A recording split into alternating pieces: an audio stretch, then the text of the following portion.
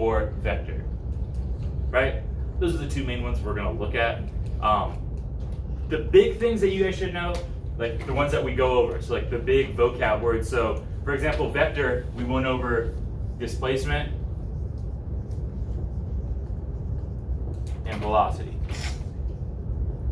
100% you should know those two. You should know that displacement, so where I start from the origin and where I move to, needs to be how far did you go in what direction, right? It's not helpful just to say how far you went. That's distance, right? That's the different one. Some other examples of a vector might be acceleration. I'm just going to abbreviate these so we can make sure we're not taking too much time. Acceleration, momentum.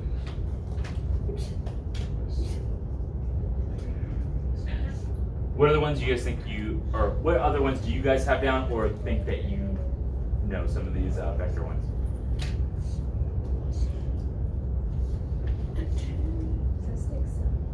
Yeah, acceleration.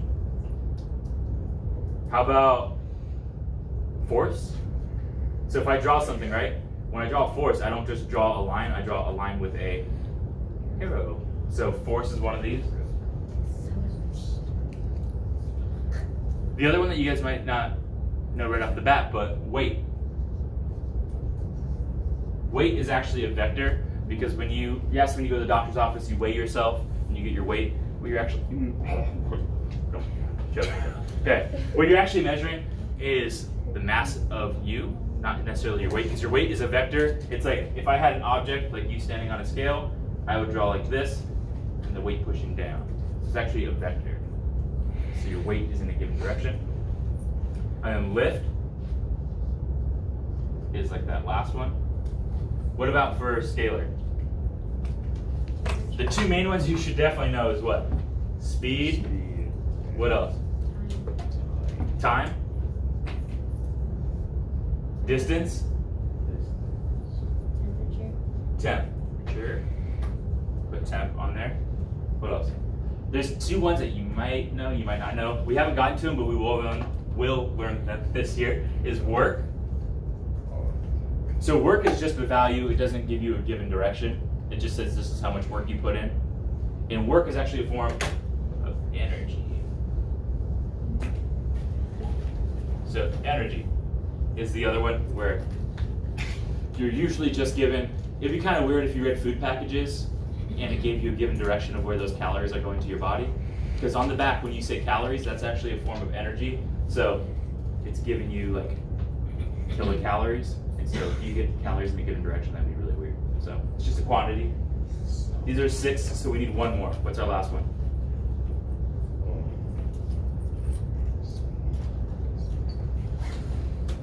One that we went over earlier a little bit is pressure. So if we have particles, pressure or PSI, stuff like that, it's just a value. It's not any given direction. So those would be our 7 that we have for each side. Cool on that? All right, I'm gonna erase this. That's good with everyone? One last example is if we had an object and like a problem, a vector would have an arrow pointing off of it. The other one would just be like a value within the block. So if it doesn't have an arrow pointing off, it's just gonna give you a value. Just so you know how they would look in like word problems or image problems.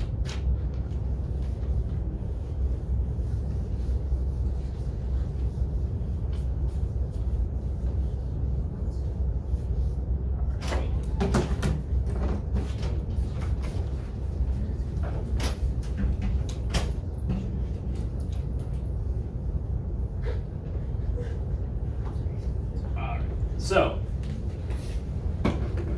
let's go over our last couple ones. Are not that bad. What does slope of a distance time graph represent? We had distance and time, so it represents what? Velocity. So the slope of a distance and time graph should always be velocity. What if I said the opposite? What does the slope of a speed over time graph represent? Acceleration, because you're changing speed over time. Cool? Should I add that to the board so that we know? Yeah. All right. So velocity is going to be, oh, I already messed up. distance over time graph. And then our other one will be a speed over time graph. Those are just the two different ones. So whenever we're looking for acceleration, we're going to use the speed over time graph, and whenever we're looking for our velocity, we're going to use a distance over time graph. All right, the next one talks about what's the difference between average speed and instantaneous speed. Well, average speed is constant. Average speed is overall. Overall. Over. So one way I can say this, I'm going to say average speed. I'm just going to put SP and then click that. So average speed is total distance over total time. So it's how long it took and how far did you actually go. So for example, if I was going here and I went to Circle K, I stopped, and then I went home, I have to include that stop time in my average speed. So somewhere in there, my speed would be 0. So I would take, there's 3 sections of my trip. I would take the first trip to Circle K, the stopping at Circle K, and then the distance in the travel home. And you can take those 3 periods and average them out. There was some problems we actually did in class a couple of times that went over the average speed. So all you really have to do is you take how far did you actually move and how long it took. So even if you stop, you include that in there as part of your time and your distance. Cool? Yeah. All right. Instantaneous speed is going to be a little different. So